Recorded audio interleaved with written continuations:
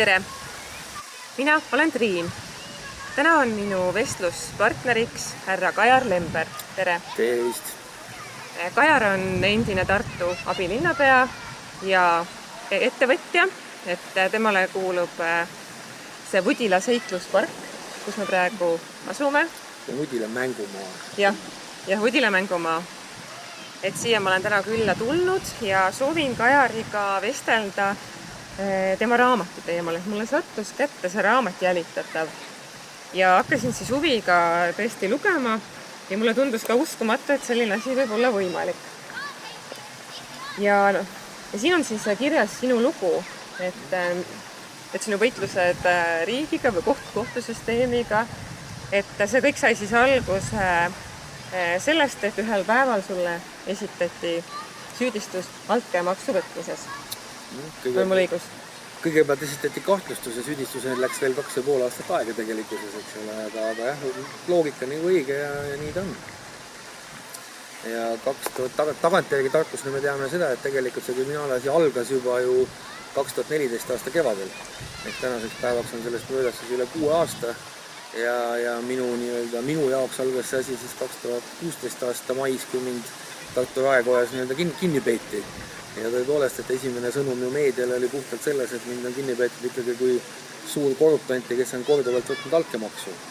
Ja see oli ka see, millest see lugu pihta hakkas, et siis peale seda tuli pressikonverents, kus siis teavitati sellest PRIA-ga seotud nagu toetuste kasutamist ja kõigest sellest, nii et eks me täna ühelt poolt juba näeme, mis tast saanud on ja teiselt poolt paraku 4 aastat on minu jaoks möödunud.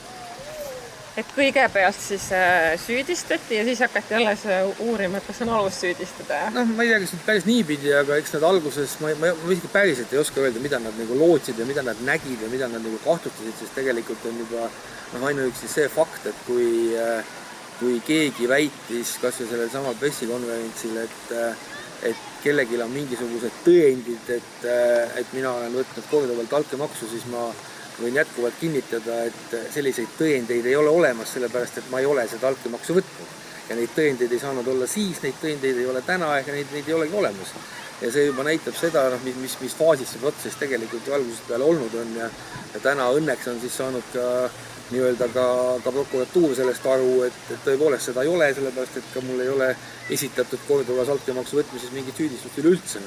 Ja kogu altkäemaksu protsessist ongi alles tõesti see sama 9-eurone juuksuri kaasus, millest on saanud juba väike folkloor Eestis, aga kui täna siis et kui aastad tagasi määratati seda kui niipidi, et kuidas ma olen justkui mingi hüve saanud, siis täna püütakse hakata selle kaasusega näitama seda, et küsimus ei ole mitte selles, kui suure hüve mina sain, vaid kui suure lubaduse ma siis selle eest andsin, eks ole.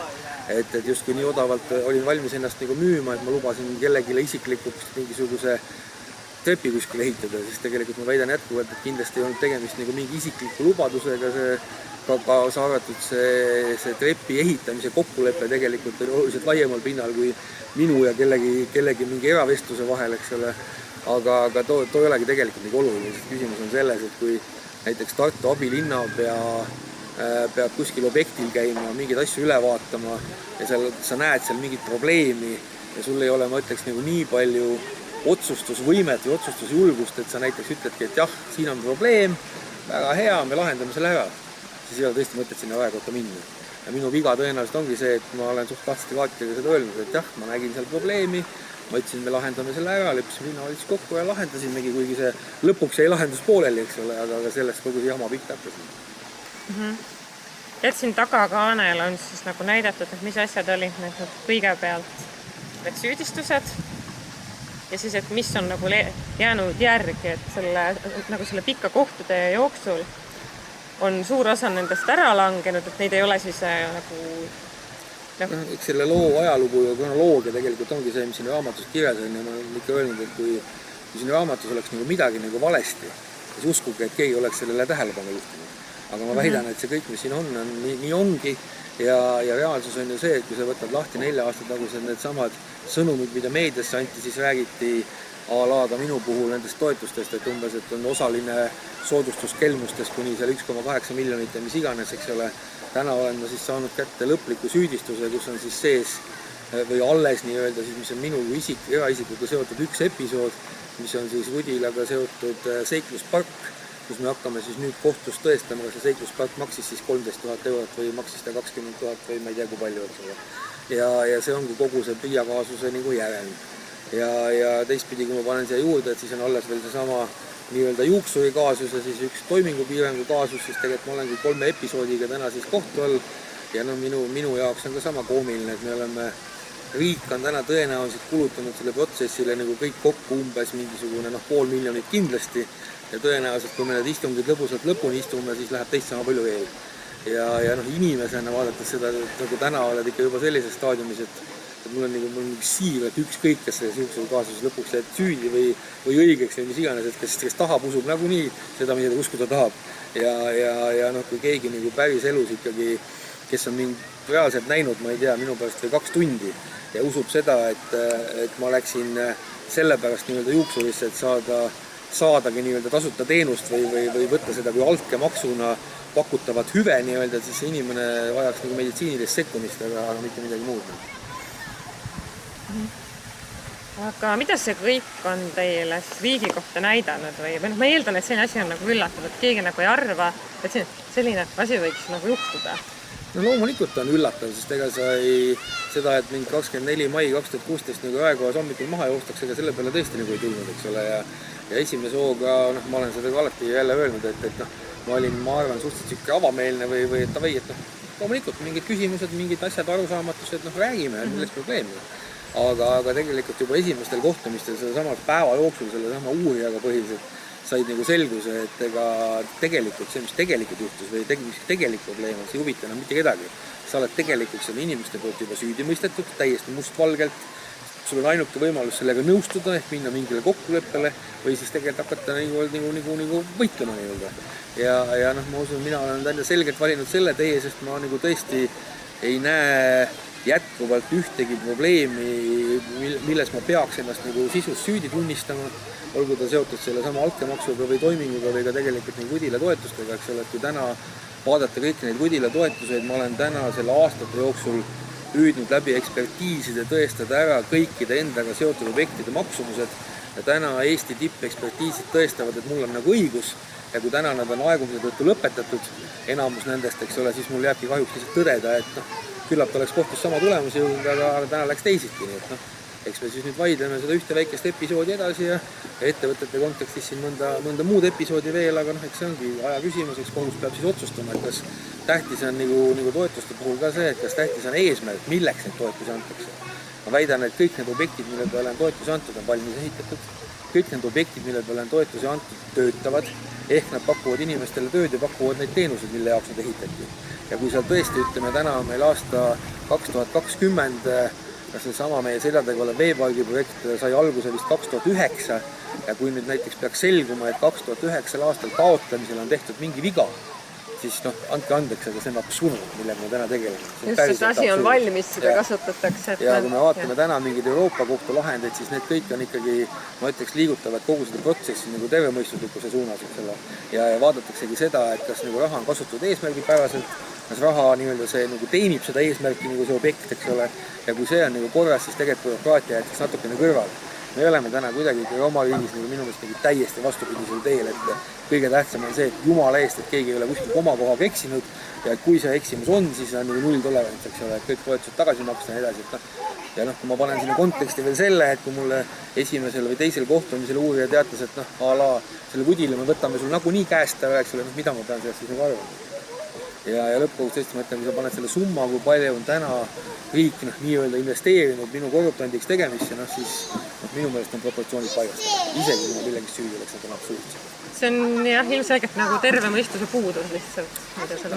Nii olen mina selle enda jaoks ka sõnastanud ja ma ei taha nagu kuidagi, ma olen ju ka veel kord, ma olen olnud Riigikogu liige, ma olen ise piltrudes nagu võib-olla süüdi mõnede seaduste vastuvõtmises, mis on ka andnud mõnele asutusele nimega prokuratuur tegelikult nagu võimu juurde ja tagantjärgi tarkusena saad ainult öelda, et kui siis olin loll. Aga sa ei oska neid nii näha, tõesti sa ei oska. Eesmärk ei ole, mul ei ole eesmärk kedagi nagu halvustada või kuidagi üldistada, aga lihtsalt ma juhin omast arust ka nagu lihtsalt neid tähelepanu kitsaskohtadele, et järgmist inimestega nii nagu ei juhtu. Minusugust selles mõttes enam nagu ei päästa, et avalikkuse mõttes on tegelikult 4 aastat on ikka väga keeruline ja see ju jätkub, aga see ei ole läbi kuskil saanud, kuigi nagu suur osa asjast on ära lõpetatud, aga ma väga tahaks, et kui järgmisele minu pärast või Tartu abilinna peale või kellel iganes minnakse korruptsioonisüüdistusega peale, siis nad on siiski enne teinud selgeks, kas neil on tõendid, kas neil on alust seda teha, mitte nii, et tegelikult joostakse inimeste kaamerate välkudes tegelikkuses maha ja pannakse kokku ja siis tuleb 2 aasta pärast välja, et ei olnudki sellist süüdistust, nagu ma alguses näitasin. See on tegelikult probleem. Veel kusagil siin oli lause, et inimest ja kärbest nagu tapetakse samamoodi, et ajalehega. Poliitikut ja kärbest, eks ole. See ongi nii, et kui juba meedias kirjutatakse midagi halvasti, siis on väga raske tõestada, et see tegelikult nii ei ole. Ei selles mõttes see on väga inimlik, eks ole, kui sa paned ühe laua taha näiteks täna prokuröri ja minusuguse, ütleme, ülekaalulise ekspoliitiku, siis loomulikult keda inimene usub. Täiesti loogiline, et ta tegelikult usub nagu prokuröri, see ongi nagu normaalne. Ta peakski oma riiki uskuma. Aga kui mina näiteks võtan selle oma jälitustoimiku lahti, ma näen seal a la jälitusloa taotlust, kuhu on mustvalgelt kirjutatud, et kellelgi on tõendid, et Lember on võtnud korduvalt altkäemaksu. Sellist tõendit ei saa olla, sest ma ütlen, et ma ei ole seda võtnud. Ja lõpuks nad said ise ka, et neid ei ole, aga reaalselt ju kohtunik näeb paberit, prokurör kinnitab, et meil on sellised tõendid. Loomulikult antakse see luba välja lõpuks, eks ole. Ja hakkabki see protsess pihta. 9 kuud tipatappa jälitamist minu puhul, ainuke reaalne tulemus selle tipatappal ongi tegelikult seesama 9 nõuksuri kaasus, eks ole. Sest kõik need FIA asjad, mida väideti, need on ka jälitused, need ei ole jälitused, need olid ammu enne läbi juba, kui see pull pihta hakkas, eks ole. Nii et mis ma oskan sellest järeldada, nii on. Kurb. Jah, teil on siia kirjutatud raamatusse sisse üks lause, et elu ei ole tihti nii mustvalge, kui vahel paistab. Selle ma olen sellise raamatu motoks nagu võtnud, et tegelikult tõesti nii on, et mingid asjad võib-olla näevad ühtemoodi välja, kui nad tegelikult on ja kõik huvitav võib-olla minu jaoks selle samamoodi, et ütleme veel kord, et inimesed võiks nagu suhelda. Kas näiteks niisugune kaasus tekib mingi kahtlustus, kutsuge mind välja, ma ei tea, prokuratuuri, politseisse, kuhu iganes, kuule vana. Seal on probleem, mis on vastus, mis on lahendused. Ega reaalselt ei ole minu käest, ma ei ole ühegi prokuröri kohtunud oma elus. Ei sellega, kes selle asja alustas, ega ka tänase prokuröri, ma nägin teda kohtus esimest korda. Et kas nad on ühe korra, kui on huvi, võttes nad päriselt olid. Ma näitan neile ekspertiisi, Tartu linn tegi suure ekspertiisi minu otsuste kohta. Need ei huvita see, need on jäetud lihtsalt, need on minu võimalus esitada kunagi kohtusse. Selleks, kui asi kohtusse jõuab, on ju täna minu puhul möödas juba 4,5 aastat vastu. Siis me hakkame arutama mingid paberid, eks ole. Aga nendele võiks ju 4 aastat tagasi selle juurde tulla ja võib-olla oleks see kaasus juba nii-öelda ammu kokku kuivanud nii-öelda või kokku lepitud või arusaamine oleks sellest, aga see tegelikult ei ole kedagi nagu huvitatud. Et see on nagu kurb. Kõik teevad meeltult tööd, ma arvan ka seesama lihtne politseinik ja politseinik, tema teeb oma tööd, ega tema sellest süüdi ei ole, et ta peab 9 kuud tipatappa mul taga käima ja konstateerima igal päeval fakti, kuidas ma istun autosse, panen oma pruuni portfelli taga istmele, viin oma lapse kooli ja lähen tööle. Ja seda on ju kilomeetrite kaupa see reis toimub. Nii on. Aga tänan teid selle vestluse eest ja soovin palju edu. Eks nüüd hakkavad sisulised istungid pihta ja ma usun, et see on ka nagu võimalus ühelt poolt hakata nagu lõpuks näeb ka nagu päriselt, mis seal siis nagu tulema hakkab, eks me saame lõpuks ka oma tõestusmaterjali näidata ja soovin nagu head lugemist selles mõttes, kas siit või sealt ja ma olen seda tõesti ju nii oma kodulehel kui ka Facebookis väga avalikult ja väga näitlikult nagu ilmestanud kogu seda protsessi, nii et ma loodan, et kes tahab, see saab aru, kes ei taha, ei saa nagunii aru. Nii on. Aitäh ja edu! Palun, jõudu! Kohtumiseni!